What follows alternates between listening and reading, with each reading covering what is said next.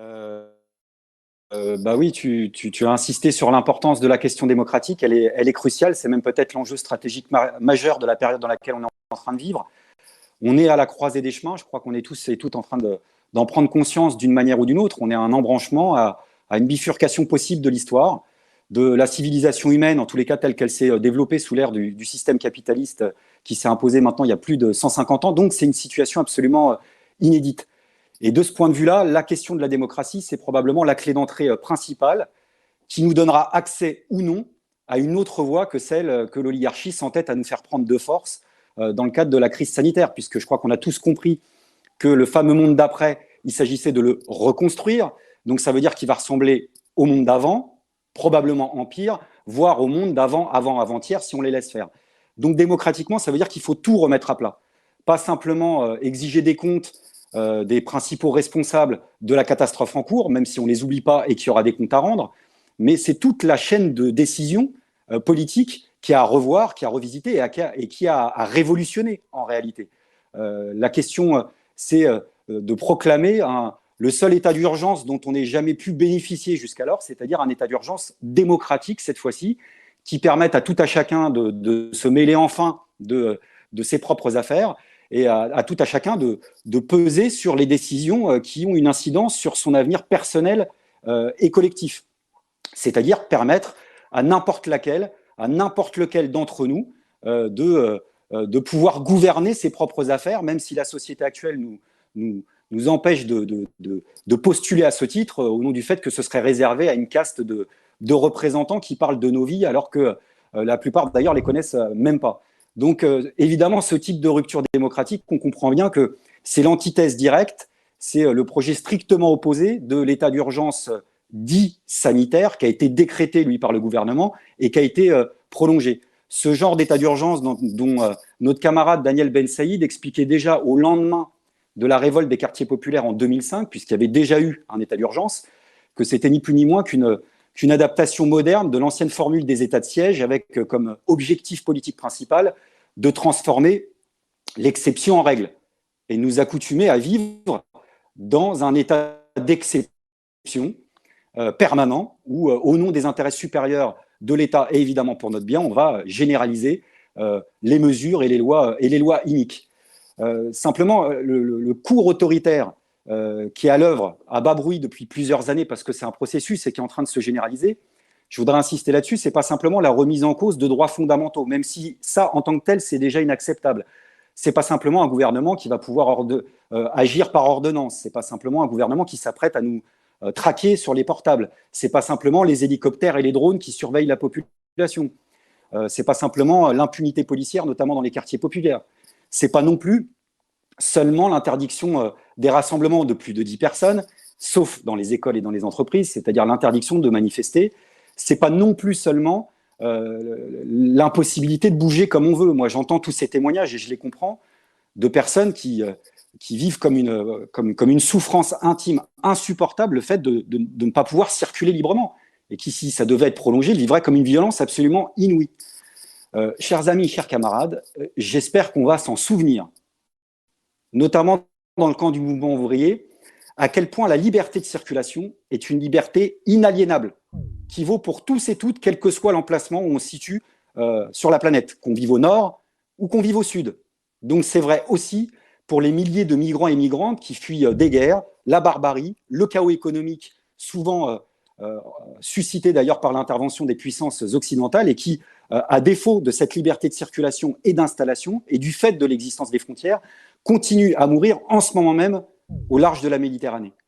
Il y a 17 000 personnes, hommes, femmes, enfants, qui sont mortes en Méditerranée entre 2014 et 2017. Ce décompte-là, il apparaît très rarement, on va dire, sur nos écrans. Donc, au-delà de cette restriction, de ce retour sur nos acquis, il y a évidemment la volonté du pouvoir en place de confiner la vie démocratique le plus longtemps possible. Or, nous, on veut la déconfiner, la vie démocratique, mais on veut la déconfiner vraiment. Je dis ça parce qu'en réalité, elle était déjà confinée avant même le début du mois de mars. Parce que ça remonte à il y a longtemps déjà. Le fait qu'on vive dans un système où on nous a habitués, et ça en devient insupportable, à être relégués au rang d'éternels spectateurs, de témoins, d'observateurs ou de consommateurs de la vie politique dont dépend pourtant notre propre sort. Donc, évidemment, ce type de rupture démocratique, on n'aura pas d'autre allié que nous-mêmes, la majorité sociale, pour l'imposer. Quoique, vous me direz, on aura toujours un allié de circonstance en la matière, c'est le pouvoir en place, même s'il ne le sait pas, puisque ce pouvoir-là, qui croit avancer à vitesse grand V, il est toujours à deux doigts de dérailler à chaque instant. Pourquoi? Parce qu'il est en crise politique permanente, du fait de l'évolution du monde et des soubresauts, mais du fait aussi de ce qu'il est. Il pétait déjà les scores en termes de démission record au sein de son gouvernement depuis les origines de l'histoire de la Ve République, et au moment où on organise ce meeting, il a deux doigts de perdre sa majorité parlementaire.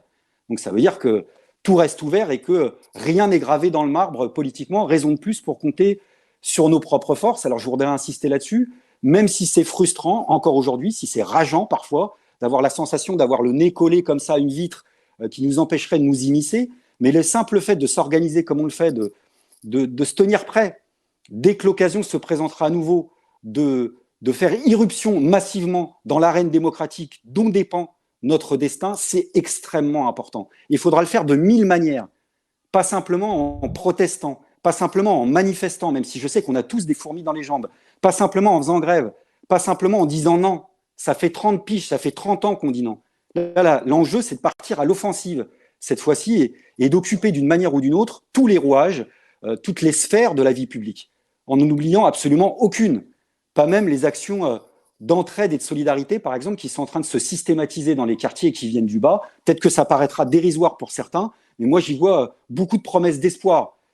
C'est vrai aussi dans les entreprises. Franck en parlait, mais que ça soit dans le public ou dans le privé, je crois qu'il y a beaucoup de salariés qui ont bien compris qu'on aurait pu gérer différemment dans ces boîtes la crise sanitaire, en termes de stock, de commandes, de fabrication, de production, avec un droit de regard, un droit de contrôle, y compris sur la comptabilité. Donc c'est tout ça qu'il s'agit d'arracher ici maintenant pour espérer fonder une nouvelle forme de souveraineté démocratique. Je dis bien souveraineté démocratique et pas souverainisme, parce que le débat a tendance à revenir à gauche, y compris à la gauche de la gauche. Le souverainisme, ça veut dire qu'on pense que les frontières qui ont été fixées par l'État-nation pourraient nous protéger du libéralisme et de l'autoritarisme. Mais sur quel fondement on se base pour sortir des affirmations aussi tranchées? L'État serait l'adversaire en soi du libéralisme. C'est l'État qui a gavé de centaines de milliards d'euros avec l'argent de nos impôts les banques pendant la crise financière de 2008.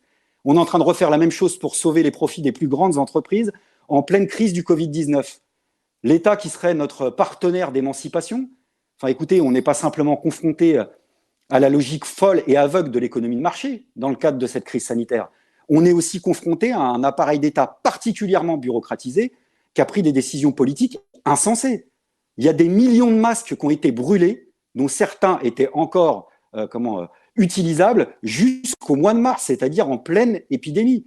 Donc on est toujours confronté, pour terminer, à ce boa constrictor, c'est-à-dire l'appareil d'État qu'évoquait Marx à l'issue de la Commune et qui étouffe la société civile. Et puis qui dit enfin que l'échelle nationale, ce serait forcément la bonne taille, le bon format pour l'émancipation et la souveraineté démocratique? Quand on prend la question, par exemple, de la nourriture, il y a une organisation paysanne internationale qui s'appelle Via Campesina, qui insiste là-dessus depuis des années, pour dire, par exemple, que le bon pourtour d'une souveraineté alimentaire, ce serait un rapport d'extrême proximité qui rapproche au plus près le consommateur du producteur. Donc on voit bien que l'échelle d'émancipation, elle peut être locale, départementale, régionale, elle peut être nationale, mais elle peut être aussi européenne ou internationale dès lors qu'elle s'organise en conscience. Donc j'entends parler aujourd'hui de démondialisation, ça redevient à la mode. Dans la mondialisation capitaliste, le problème, c'est le capitalisme, bien plus que le périmètre dans lequel il est en train d'opérer. On ne va pas en finir avec les forfaits de la dictature du capital, simplement en limitant les pourtours de la scène du crime à l'échelle nationale. Non, il faut décapitaliser la mondialisation, il faut débarrasser le monde de l'ordre marchand. Je terminerai en disant que le poète Paul Éluard disait il y a un autre monde, mais il est dans celui-ci. Donc il va falloir le trouver, l'extirper au plus vite pour affirmer que nos vies valent plus que leurs profits. Et d'ici là, il faut prendre soin de nous pour assurer le déconfinement politique le plus subversif possible.